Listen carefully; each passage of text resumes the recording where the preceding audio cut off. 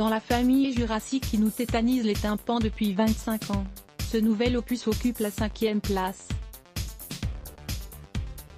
Le Monde, 6 juin 2018 à 8h13, mis à jour le 8 juin 2018 à 7h46, par Jacques Mandelbaum. La vie du monde. Pourquoi pas lire l'analyse? Les blockbusters ont-ils encore une âme? Dotée d'un fort indice de contentement populaire, la saga peut se synthétiser comme suit. Sur Isla Nublar, île fictive au large du Costa Rica, John Hammond, le PDG d'un groupe industriel, décide de créer un parc d'attractions préhistoriques en redonnant vie par des manipulations scientifiques aux animaux d'époque. Comme il se doit, les sauriens, trop bornés pour prendre conscience de leur statut d'attraction, se comportent comme des gougnafiers et grèvent les profits que leurs propriétaires entendent tirer de leur résurrection.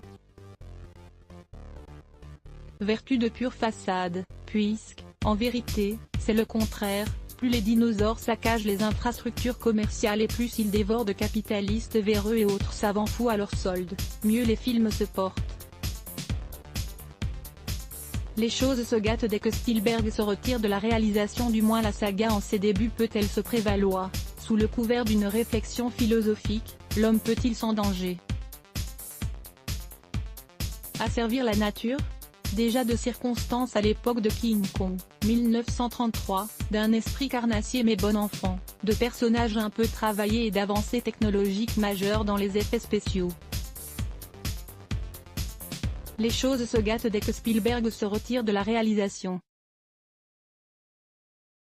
L'enjeu se résume alors à ressasser l'intrigue originelle, en inventant un nouveau super-prédateur pour chaque film, plus redoutable que cette bonne vieille carne de Tyrannosaurus Rex.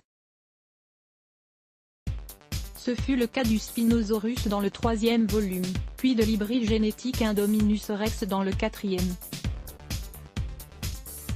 Lorsque s'ouvre JW2, le parc d'attractions d'Isla Nublar est toujours fermé à la suite du désastre causé par l'Indominus Rex.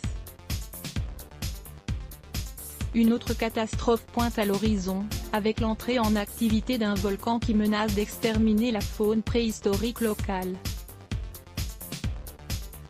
Les deux héros du 4, l'ex-directrice du parc Claire Dearing, Bryce Dallas Howard, et le dresseur de vélociraptor Owen Grady, Chris Pratt, sont missionnés par le milliardaire anglais Lockwood, ex-collaborateur de John Hammond, pour sauver les spécimens rares et les ramener sur le continent. Le couple devra y affronter le triple péril des paramilitaires censés les protéger, de l'éruption volcanique et des monstres locaux. De sorte que la première moitié du film se présente comme un pur survival.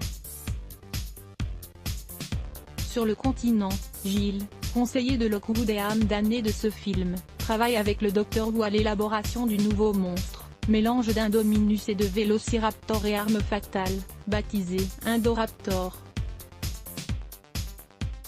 lequel se tient prêt à accueillir nos héros pour une partie de cache-tampon dans le château de Lockwood.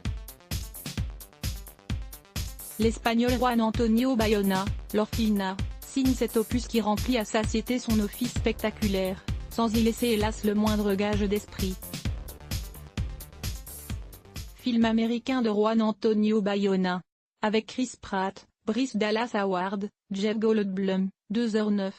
Sur le web, www.jurassicworldlefilm.com et www.universalpictures.com/movies/Jurassic World Fallen Kingdom.